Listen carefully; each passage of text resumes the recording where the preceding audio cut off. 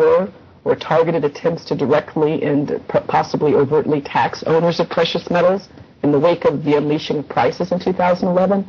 Or does this refer to problems that... No, that's pretty much it. Lack of ownership. It's pretty much an attempt to gather resources for international trade. And unlike the 1930s, that's not an attempt to seize a commodity and generate inflation against a deflationary tide. In this case, the data specifically goes to the idea that safety deposit boxes are rifled, and there's an attempt to tax every transaction involving metals at a level where basically both parties have to accept script from the government.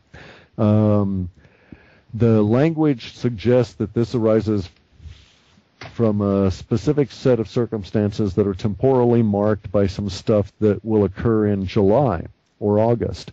If that occurs, then we can say, okay, there will be this attempt by the government to do this. There's nothing in the language that says that the attempt by the government will be in any way successful. Bear in mind that conditions that exist in the United States, at least now, are not like they were in the 1930s.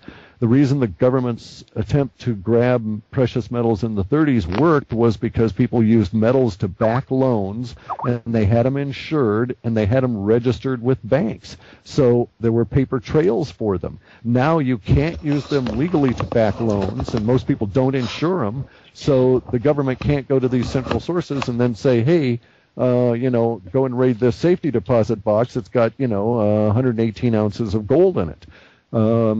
So they're going to have a different issue entirely. I don't know how successful it will be. The bigger emphasis in the language is on the tax out of existence thing. So if you, for instance, wanted to trade in an open fashion and secure a contract or something with the gold, both parties would have to be willing to have the government involved, and basically they're going to take the gold and issue some form of quote, legally binding script on the transaction. And that's as far as the language goes. It may be that what it's reflecting is the government's pronouncement that this is how things are going to work, and it never actually manifests that way, just the way the French government used to make all kinds of pronouncements, none of which were ever followed. Okay, thank you, Sidi, and thanks, Clif. What we'll do now is we'll move on to the Terra entity group. I believe, Sandra, you've got a question for Clif. Clif, my question is, do you have any linguistics to indicate the sinking or the rising of non-coastal areas of the U.S. of A.? Yes, sinkholes are very important to pay attention to. We've had language in the Terra entity that suggests both.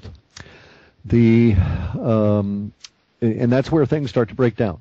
We get big chunks of language, for instance, that suggests that rising earthquakes or ground upthrust events will occur, some of which will be inhabited, and some people will be damaged as a result of the upthrust and the damage to their dwellings. However, you might imagine that might be a 9 or a 10-foot leap, but it might only be inches, and if your house collapses on you, you're still damaged by it. We also have the other part of it, which I find more personally disturbing, which is the emergence of the sinkholes. Bearing in mind how our planet is structured, sinkholes are an extremely serious thing to take account of, because they represent the discontinuity between the collection of rocks that we consider to be the crust and the core of the planet. And they may, in this case, also be suggesting the flattening of the equatorial bulge, which is what prevents crustal shifts to begin with. And we see both of those for the U.S. The sinkhole issue is, again, on both of those, when you look at the data, you go down through the archetypes, you go down through the primary, secondary, tertiary layers, and you're down to maybe 2,000 or 3,000 words. It's easy to look in those and see how the play of the words, the spread of it, lays out. The problem is, once you drop down below the tertiary layer, you're basically hitting into a detail layer, and you may go from 2,000 or 3,000 words to 200,000 words. A lot of them may be geographic references. So, yes, we have sinkholes and dangers from upthrust events and sinkholes, but beyond that, to say, just because St. Louis showed up or Charleston or something, I can't say that those are meaningful, because the geographic references are just so huge upon the internet. Okay, ma'am, I think you've got a similar question, a related question for Cliff. Yes, Cliff. During the multiple poles time frame, is there something we can do to reduce or control the pain that you mentioned in the report? Some mental exercise or wear magnetic devices? The magnetic devices is not necessarily a bad idea. And I had somebody suggest something that's worth trying. Bearing in mind I've never been through it, so I don't know. But just thinking about it, here was an idea. This guy said, and it also makes sense for your devices as well. And the idea was to take a Mylar space blanket and lay it out on a sheet of plastic, just regular old Visqueen, clear plastic like you might get at a big box store, such that you had 2 or 3 inches of plastic all the way around the outside of the edge of the space blanket, and then tape the two together using double stick tape such that the Mylar made pretty good contact to the plastic.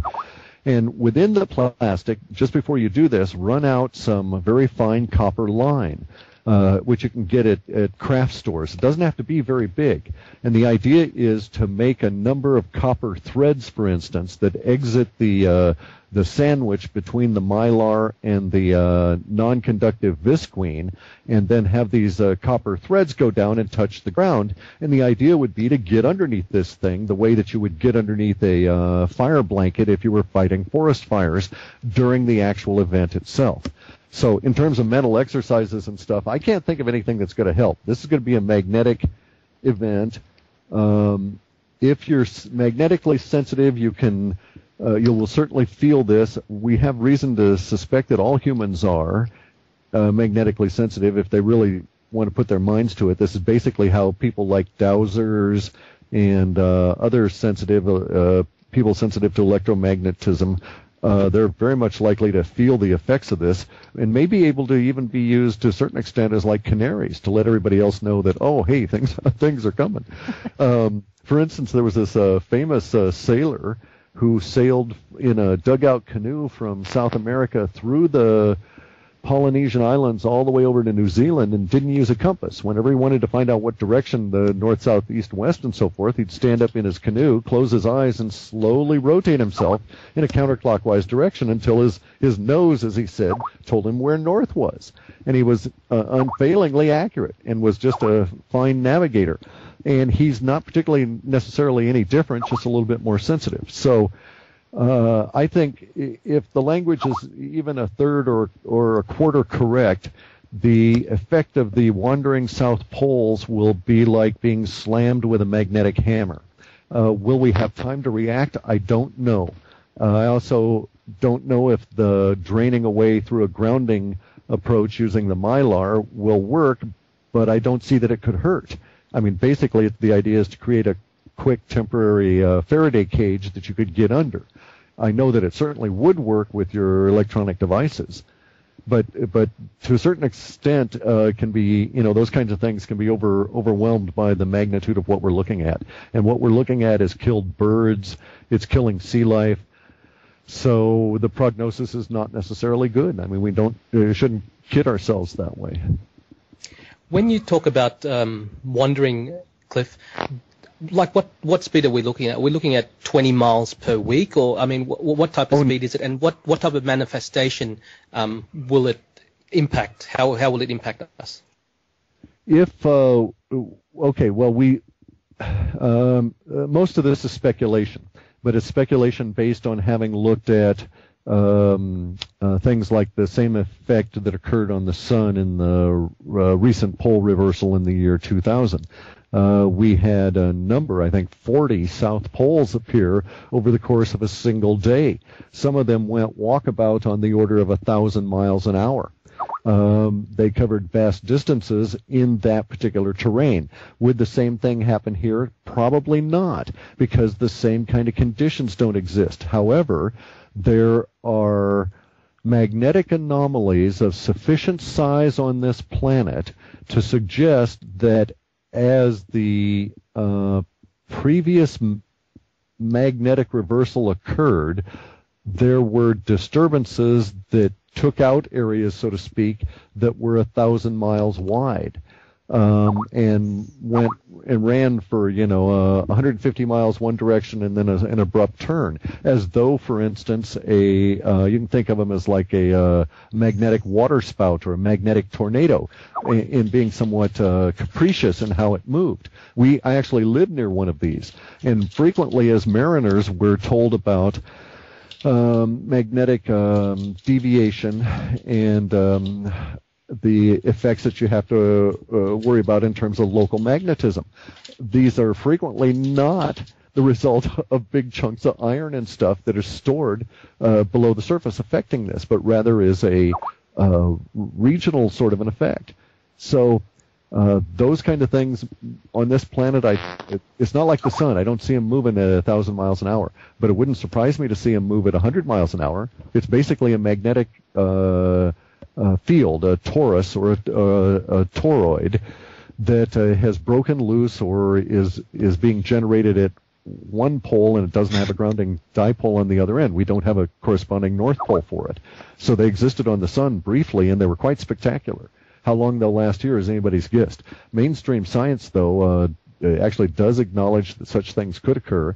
And the one guy that I was reading about, who's Swedish, he's got some good thoughts on it because they have a lot of it embedded in the rock up there, suggests that one of them sort of walked through granite and lava that had been heated and was cooling, and left this little swath that was like a pathway that they ended up even following with power lines, because it was magnetically to their advantage to do so. And it was 150 meters wide, I think I read, and ran for 30 miles.